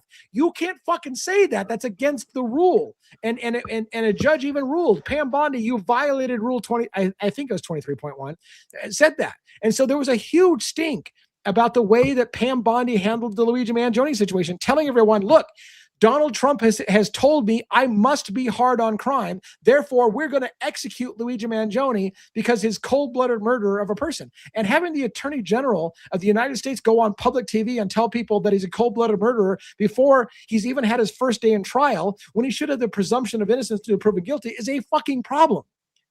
So yes. I just wanted to talk as a panel, if we can do so in a non-political way, and I don't know if it's possible. Can we talk about what you think the ramifications might be, if any, of Pam Bondi being fired in the true crime stories of Tyler Robinson and Luigi Mangione? Do you have any thoughts whatsoever on that? You're like, well, ask lady first. I mean, she definitely overstepped her bounds, you know. Yeah, I agree. I mean, especially with Luigi. Yeah, with Luigi for sure. I mean, the Luigi thing from the beginning. Yeah. I mean, she's the one really that branded him a murderer. Right. If anybody has ever been a murderer, essentially, is what she said. If there's ever a case for capital punishment, this is the one. Yeah, I couldn't think of how she worded it, but I knew that was the basic gist of it. Right. So that is not something that I believe any lawyer should do. No, because she didn't even have all the facts at that point. No, she literally said, because Trump empowered me to be hard on crime. Yeah. And say she already knew all the facts because it was all set up ahead of time. Because that's what JJ would say. JJ would say. Right. But no, Yeah. I think that she overstepped, like you said, 1-1, and I feel that it went a long way towards negatively impacting him in a way. I mean, Luigi has tons of public support, as we know, but Right. how the people that worked under her basically just followed along, I think, with what her messaging was. Well, I'll make clear my stance. So there's two cases we're talking about, Luigi Mangione and the Tyler Robinson case. In Luigi Mangione's case, I personally think it's going to be minimal impact. The biggest thing that's going to happen is if it ever gets concluded by a court that Pam Bondi overstepped her bounds as the U.S. Attorney General for stating that a person was guilty already before they even had their first day in trial. If that ever gets concluded, it'll be solved with she's already been fired, so who cares? Like, she's been fired, right? So it'll be we don't have to do anything about it because she's been fired. So that will suck because there'll be no ramifications. She's already been fired. And again, Trump's not even passing as she's been fired. He's trying to act like, hey, she's decided to move on to greater things. Everybody knows she got fucking fired. But the point being is that they'll just pass it on like, oh, if she did do something wrong, who cares? She's no longer the Attorney General, so who cares? We took care of the problem. She's not there. So that takes care of that one. Just like they do with everything else. Yeah, just like they do with everything else. The bigger issue is the Jeffrey Epstein thing. I honestly think Pam Bondi was more fired because she didn't handle the Jeffrey Epstein thing properly. The Jeffrey Epstein thing is still a conversation point. I think Jeffrey Epstein's situation, I personally still believe there's a 75% chance or better that the reason why Charlie Kirk was assassinated was because of his push on Jeffrey Epstein.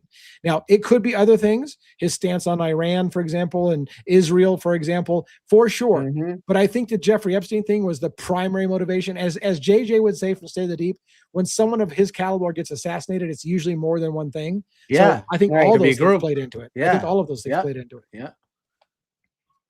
Maybe that's a little too political for this show. I don't know. What do you guys think? Well, no, I think it intersects. There are times when the two things do intersect, and so we have to look at it from the framework of how it will affect these cases. We don't want to get into left versus right, red or blue, or any of that. We're trying to figure out how this could potentially affect, Tyler Robinson moving forward. How are they going to handle his case now? Whoever steps into that role, are they going to pressure whoever into just out and out convicting? I mean, as we know, they do that from time to time, depending on what the agenda is. So it intersects. I'm gonna take a moment to bust just a devil woman's proverbial balls, which we know she doesn't have, once again, because I get it. Like you say, like I can't care about Epstein. I've watched too much on it. It's too big, therefore I can't care. And I'm not busting your balls. I'm just kidding about that. I just wanted to make a joke about that. But the point being is that I think that's one of the reasons why a lot of people don't land on this story for true crime is it's too big. It gets too political. It gets too big. Yeah. And they start to check out because right. It's just it's weird. Sucks. It's like it's like this guy Epstein, like he how many things are going to come up in it's not even just like the United States. Or they're trying to blame. It's international. They're trying to blame everything on the Epstein files now. Right. Everything. But but this is so I'll try to sum up, and I don't want to make it super political. I'll try to sum up. The reason why it bothers me is I 100% believe Jeffrey Epstein was running a honeypot situation. Honeypot, I agree. His entire part was to try to get influential people in government and big business to come in and provide them with illegal opportunities to, say, young girls, and then blackmail them when they do so, and then get power to control our country. That's a problem. That's and it seems to be the problem that nobody wants to talk about because they just check out because it's too big, it's too deep. I don't want to get into that. But like when people like Epstein can control your entire fucking country because he's got blackmail on your president, Right. on your preachers, on your heads of CEOs of companies like Microsoft, when he's got that kind of power, that's a problem. We should be addressing the elephant in the room. That's my personal thing. I'll let it go if nobody wants to go with me, but I feel like it's a big issue. And I bring up another person, which they said also had a lot of blackmail on people. It was Hugh Hefner. There's all kinds of crazy shit that he might not get the same clout as kind of like Epstein did, and maybe like they did things differently. That's like kind of, there's a little conspiracy with that Hugh Hefner had his own kind of like blackmail kind of thing. And what I heard was that he kind of kept a lot of people in check, and that once Hugh Hefner died, like it kind of set things off. That's what you don't think, I mean, again, not to go off the rails, but you don't think Hugh Hefner as being the king of Playboy pinup models hasn't provided a couple of bombshell women for high influential people in politics as a favor? Like, hey, I can connect you with that hot chick and like, you don't think that happened? So of course Hefner probably had influence over politics. But anyways. Sure it did. Yeah. I have no doubt that happened.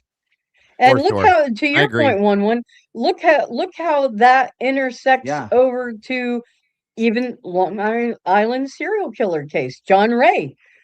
A few months ago, we talked to him about international connections. So I mean, it definitely is an international thing. So yeah, I don't know how to pronounce this username. Is it Tashley or Tashally? I don't know. But Tashley. Tashley. So the Playboy Mansion was likely a honeypot as well. I think you're probably right. Again, the honeypot, the whole honeypot idea is you get people to cheat on their wife with some woman, or maybe it's an underage, whatever it is. When you get somebody at a high level in government or politics who leads with their dick, I'll be frankly, and goes for some quick, easy thing because they think they made friends with Epstein, and they made friends with Hugh Hefner, and they think they got a friend, and then he records it and says, boy, it'd be a shame if your wife found out about this, or everybody in your church community who supported your political campaign found out that you cheat on your wife. Boy, that would be a shame. That's how they own your ass, and that's how they control politics. So, I think that Hugh Hefner was probably the first one, and Epstein picked up where Hefner was leaving off. That's picked up. Could be. I think Hefner started it. I think Hefner started it, and Epstein caught on to the idea and took off from there. That's always been my opinion on that, because it's the same situation. I'm partly with you on that, Dago. I'm partly with you, and the only reason I say it partly is because I think it even goes further back than that. I think that it could. I think the government got compromised a long time ago, and they learned from the Israelis how powerful it was to blackmail people with sex. Because here's the thing, and people don't realize this: women can be enticed with sex as well, but using sex to entice somebody by providing them their ideal sex partner compromises all the intelligence agencies use that kind of situation to entice somebody to give up government secrets by getting some bombshell to sleep with the head of a state. Kind of thing. It's like the sex is like a super powerful thing. So I mean, if you think about the parties that Hefner had there, there was many parties. I've watched, Jesus, how many documentaries about different people, and the faces that I saw were very, very high-end actors and musicians and so on and so forth in the 70s at Playboy Mansion. And he didn't have these parties for fucking to have a party. There was reasons behind what he did. He was a businessman. Okay. Yes. So therefore, in turn, you have to think about Hugh Hefner. He owned Playboy. He did this, he did that. But these parties, he was having these parties every other day with hundreds of people showing up. And like I said, these are high-end people in Hollywood and high-end, like government official people, so on and so forth. It's the same damn thing Epstein was doing. Okay. Dago, and that, even though it's like, oh, well, it's so obvious, but that was like the front, like, oh yeah, I have these beautiful women, and we have this magazine, and whatever. Yeah, I agree with that. Yeah, that's the innocent part of it. It's a magazine with you know, they'd have featured interviews, right, and stuff on in there, and you know, but that's the innocent part. The real part was what you guys are talking about, the parties and behind the scenes. Yep. It's funny you guys mentioned this, because I wouldn't do this on our public show, but reminder of members only content. I would really love to do an expose with people like JJ State of the Deep, and maybe you guys as well, to talk about the sex industry, particularly the Hugh Hefners, the Larry Flynn's from Hustler, how they've used their influence of providing beautiful women to people in politics to get control and blackmail over our country. I think that this is it's a really interesting topic. Fascinating, right? Yeah, not one necessarily for the main show, but for a bonus content. Yeah. No, for our members only. Yeah, definitely. Yeah, and with that kind of because power. if we did that on a regular, folks, don't misunderstand. There's a potential that you know, somebody would report us and blah blah blah. And, you know, but if we could talk about it, you know, on a members live, I think that'd be fantastic. Yeah, I'm really interested to do that. In fact, what I'm thinking. Sorry, one. I don't mean to. That's okay. It's okay. No, I was just gonna say, just being able to hold that, to wield, you know, that kind of power. And to think like, they show, you know, the videos and the pictures of, you know, Hugh Hefner is just when he got older, just, he's just this older guy. He just wants to be around these beautiful women, which sure, he did want to be with the beautiful women, but I think there's a lot more to it than that. And I can go on and on about certain, I'm not going to name certain presidents that are involved in the American Beauty pageant and having access to the, you know, beautiful women that win, you know, U.S., you know, Miss U.S. or whatever. So here's the thing. I'm gonna contemplate. I'll talk it over with my team. I'll talk to other people, but I'm contemplating putting together maybe a once a month or whatever members only live, talking about some of those things that we wouldn't talk about on the main show, because it's a subject. It's a subject that's near and dear to my heart, but a little bit dicey for the public. So for those who want to participate, that might be something we do. I really would like to do that. I kind of have a passion to do that. Yeah, I'm in. Good stuff. You're the boss for that stuff over here. Yeah. So I'd love to have you on the show if you have time for it. I know you're Dago. Look, I have to give you props, man. You run a big, you run a big channel. You stream constantly. Your family's busting your nuts saying, hey, you know what if we wanted our dad and our husband around? I get it. Like you're busy. And so, by the way, I just want to let people know, I want Dago to take a little time for his family. And so if Dago isn't here every night, please understand that he's a family man and he's fucking on all the time. I don't know that he even knew what he bid off when he said, hey, I'll be on your show every night, because that's a big commitment. So we're trying to be respectful of the fact that he's got his own channel or whatever. But anyways, Dago, if you do have time and you want to join us for that kind of bonus thing, like you have time to work that in, I would love to have you. I don't have a problem with that. I don't in it over here, of course, you know, if that's how you want to do that, I wouldn't mind joining you. I don't do the members only thing on my side for different reasons. Sure. But I have no qualms joining you for something like that. I always like putting my input in on things. So yeah. Yeah. So yeah, if it happens, it happens. Awesome. I would love it, but if it doesn't, I get it. What did Rhonda say? It never occurred to me that Playboy Mansion. Yeah. What was Rhonda saying? It never occurred to me that Playboy Mansion being the source of blackmail scheme, but it makes sense. Oh yeah, That's absolutely. what I'm saying. Yeah. Wait till we get started. Oh yeah. That's like Rhonda. That's you just gotta something that's been going on since the 1800s and even further. Yeah. Some of the so the honeypot idea is not a modern invention. No, it's been ongoing a while. For whatever reason, something happened when I don't know, like, you know, what it is exactly, but the rumor was that, you know, Hugh Hefner with whatever he had, you want to call it some kind of black book, blackmail, whatever it is, that once he died, it kind of like the power shifted a bit. He kind of kept a lot of people in check for, you know, Very whatever it much so. was. And it I makes you almost wonder how many people were happy that Hef passed away. You got to Yes. wonder, you know? Then Yes. then you get into the conspiracy people who wanted to There, shut up Hefner. Yeah. there were some things that came out after he passed away. If you guys remember, I think MTV may have had it. Somebody had a show. He had 3 girls that he had that were his regulars at the end of his life. I can't remember Kendra. I can't remember their names, but anyhow, some stories have come out since that about some of the things that were going on inside that mansion.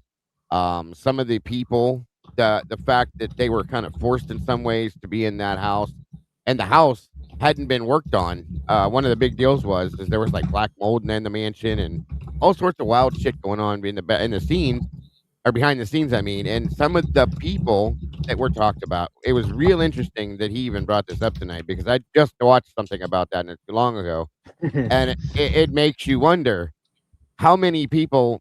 First off, how protected he was, and he lasted. He lived a long time, considering. Okay. Yes. But I just started thinking. Yeah, he wasn't murdered. Yeah, he didn't have a suspicious death like no. Epstein, But when he did pass, I was watching this show, and I looked at my wife and I said, I wonder how many people were happy when Hef passed away. Like, thank God I can breathe again. But it makes you wonder if there was a relationship between him. I even told her this too. I wondered if there was a relationship between him and Epstein. If maybe if that's 'cause Epstein was at. I saw Jeff Epstein at Hepper back in a documentary they showed. I think it was mid to or early to mid 80s. You can see Epstein at the Playboy Mansion parties. Yeah. Did it start there? You just wonder, you know. Early training. Yeah, and early training. And again, people don't know him as well because Hugh Hefner is the bigger name, and we're gonna wrap up here shortly as a panel. But Larry Flynn from Hustler was probably Larry Flynn potentially a bigger character than Hugh Hefner, but people don't know him as well because Hustler didn't quite reach to the same level that he was dirtier. That's all. Dirty. He wasn't as classy as Hef was. Yeah, I mean, look. Anyways, I'm not going to go there. But the point being is, I think Larry Flynn is also a very interesting character if you look at politics and stuff like that as well. All right. On that note, we went off the rails as we usually do. I think it's a great all Robin's fault. It's all Rob. Damn it, Robin! It's her fault. Broad shoulders. I'll take the blame. I don't care. Let's wrap Come up at me, for the bro. evening. Come on. Let's go around the horn with Dago closing first, then 1-1, then Robin, and I'll close for the evening. And let's go around the horn. What do you got, Dago, for closing? Thank you guys again for joining us tonight. I appreciate each and every one of you. This was an interesting conversation throughout the whole night. It was very, very high end and hot filtered, I think. And I enjoyed it. It was really very hot through the whole conversation all night. So, and which is good. I like it when it gets like that because it's interesting and we get to point out things that are important to us as well as you guys. And I think that's good. So, thank you again for being here. Again, 1-1 Robin and Leaf. Thank you again. I was going to thank myself for allowing me to be here. I appreciate that as always to have this conversation. Thank you to all of these moderators. Absolutely amazing as always. And I'll say it time and time again. We would not exist without any of you, and we appreciate you all so very much. Thank you to all of you that are here supporting us in every form or fashion. I want to thank you to and welcome to Meatballs for jumping in the sauce. Thank you again, Miss Bianca, for that. Very sweet and amazing. Anybody that supported our channel, whether it be PayPal, Cash App, or Venmo, never expected, folks, but always, always so very much appreciated. It helps keep me doing this day after day. And all of you are so amazing and so very loved and appreciated, guys. Thank you for all that you do in supporting us in every form or fashion. Please make sure that you do hit the like button. That's the best way to support us. And leave us a comment after the show. We do love that. YouTube loves it, and we do love to read them, and I try to answer as many as I can. Guys, I want to remind you all, too, not to forget this coming Saturday on my show, The Verdict Room Unfiltered, at 6 p.m. Eastern Standard Time. It'll be myself again, Miss Kim from Typically Unique, Logan with Bronx Tales, and my producer, Mike. with Last 24. We'll be having Jules True Crime Reactions as our guest. It's going to be a great show, and I would love to see you all there again, 6 p.m. Eastern Standard Time. Don't forget, folks, to love yourselves and love each other. And do me a favor, don't change a thing, because that's why you are the beautiful people. Have a great night. Thank you very much, Dago. And I appreciate, as always, the dedication you show. And so, yeah, I love that very much. 1-1, what do you got for closing? Awesome discussion. It's always great when we sidetrack a little bit, go off the rails. You know, we try to bring some varying topics to you guys, and just, you know, have you guys think, and just open your eyes to some different points of view. Maybe some stuff you weren't aware of, or just never thought about. But many of these things, as Robin was discussing, you know, she mentioned before, have been ongoing for years and years and years in our democracy, and our whatever politics, and all different things. This whole idea of the honeypot, and the, you know, blackmailing people with sex and videos and all kinds of stuff. It's makes you wonder how much of this has actually shaped, you know, history and changed decision making, like, just from everything. Oh, you're not putting that, you know, you better not sign that law, or I'm bringing it. Like, there's so much. It's just from the smallest little thing to to big things. It's amazing. It really is mind-blowing when you just sit to think about how much of this has actually, because all they got to do is get you that one time, that one little stray. Yep. They get you. You go to the bar, you have a little one too many.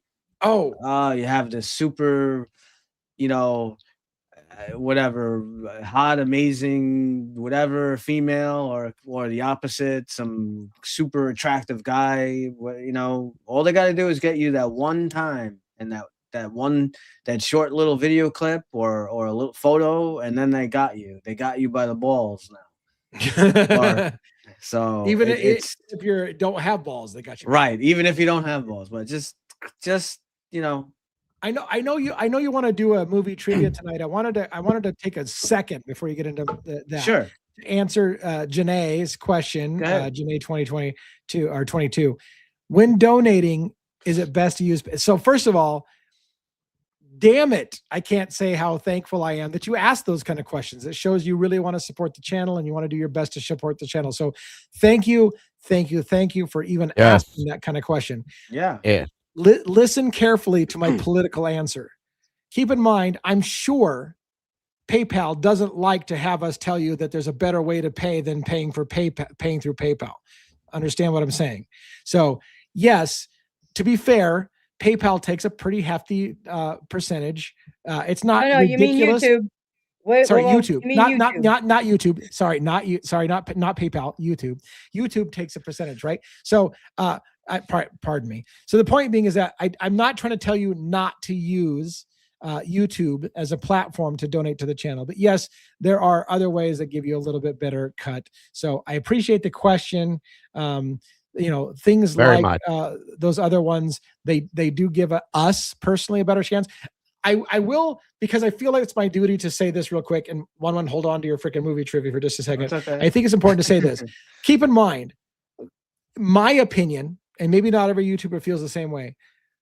YouTube is doing us a service that we can't get anywhere else, right? They've got a very complex algorithm that knows what it's doing, and it knows how to push people, and it knows how to get things out. I couldn't do what I do without PayPal's platform. So in that regard, God damn it. Why am I doing that tonight? YouTube. Why am I doing that tonight? Anyways. So, I think you're reading what she has up there as you're talking. Yes, that's what it is. Thank you. That's what I'm doing. I'm reading PayPal. God, get it off screen. So YouTube, YouTube is doing us a favor because they've got an incredible system. So in that regards, I don't mind letting them take a cut because they are doing something. But yes, there are ways that we can get a better cut. So anyways, that's enough of that. I hope I didn't confuse the piss out of everybody by saying PayPal a million times instead of YouTube. It is what it is. Probably YouTube loves the fact that I said PayPal instead of them. But anyways, what do we got for movie trivia tonight? Okay. So real quick before I go to the movie trivia, and thanks. I know we were a little, I guess, lower in people joining tonight than some other nights, but thanks to all of you. We appreciate all of you. The chat, I see a great question, super engaging. Keep it up. We love that you come here, each and every night, and whether you come up on stage or you just want to ask questions in the chat, we do see your questions and we love the engagement and we appreciate all of you, especially thank you to all of our amazing mods, Rhonda, Amanda, all of Dago's people, and obviously thanks to the panel, of course, as always. Robin, you did a great job again on the monologue. Good stuff. Thank you. So here we go. This movie is in the 80s. I got a chance. You got a chance. You gotta beat Amanda though. Amanda's quick. She is. Quit using ChatGPT, Amanda. God damn it. All right. You ready? Got chat covered. Ray, can we try something? Yeah. Do you know how much 312 times 123 is? 38376. He's right. What? He's right. He's right. Yeah. Ray, how much is 434? Rain Man. I was gonna say Rain Man. Damn it. Damn you, Robin. Damn it. Yeah. I was gonna say Rain Man. Robin, good job. Damn it. Kmart. Do it. Blue light special. Kmart. Yeah. Yeah. Kmart. Dang it, yeah. I feel so. I was gonna say Rain Man, but I was holding for a little bit more proof on it, and then Robin. Great movie. It math. The math. Definitely Definitely the math. Yeah. Definitely Yeah. math. Definitely. Yeah, definitely. Definitely. All right. Well, thank you for the trivia. Appreciate that very much. That was amazing. Damn it. I knew it was Rain Man. I should have gone with my gut. I was like, damn it. All right. Robin, what do you got for closing? Well, I have a little bit of a different close. There is a new Idaho 4 book out. Yes. And this one I actually have some hope for. I ordered it today. It's out on May 1st. And it's from Christopher Whitcomb. And I'll put the link to it in chat. Yep. And he is not claiming that he knows exactly what happened. He is saying that he has a lot of questions. He is exploring those questions along with all of his detailed research.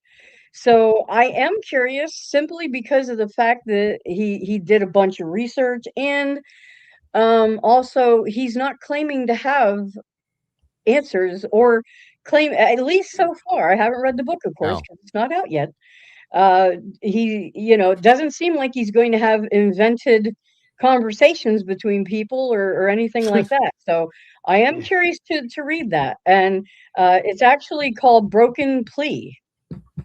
So nice. Pre-ordered. Yep. Yes, ma'am. Yep. I put it in the chat, the link to chat. So at least right now, I'm kind of optimistic about this book. So I'm very curious to read this one. So I just wanted to put that out there for everyone if you're also interested in that. So I think this one might be pretty good. So I agree. And along that line, Robin, you and I are also kind of working on our own kind of book project. So I know that, I mean, we're a little ways off, but we're going to be one of those people, hopefully, that we will also put out a book that tells the counter story to the mainstream narrative bullshit.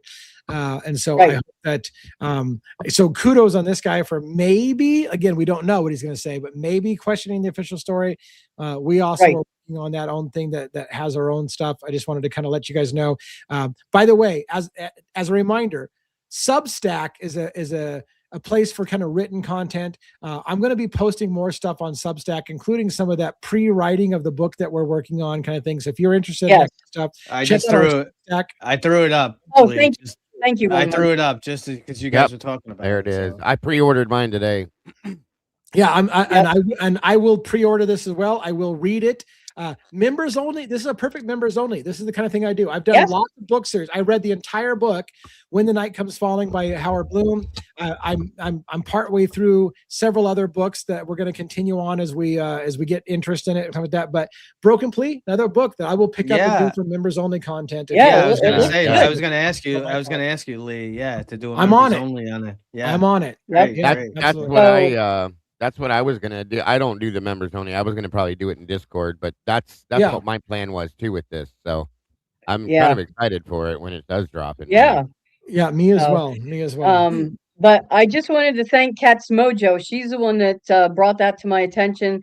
So Cat's Mojo, thank you very much. She is always posting stuff and bringing stuff to our attention over on Discord and things. So we appreciate that so much. That's the thing. We just love the hell out of this community. I mean, we have so many people who help us on so many different levels.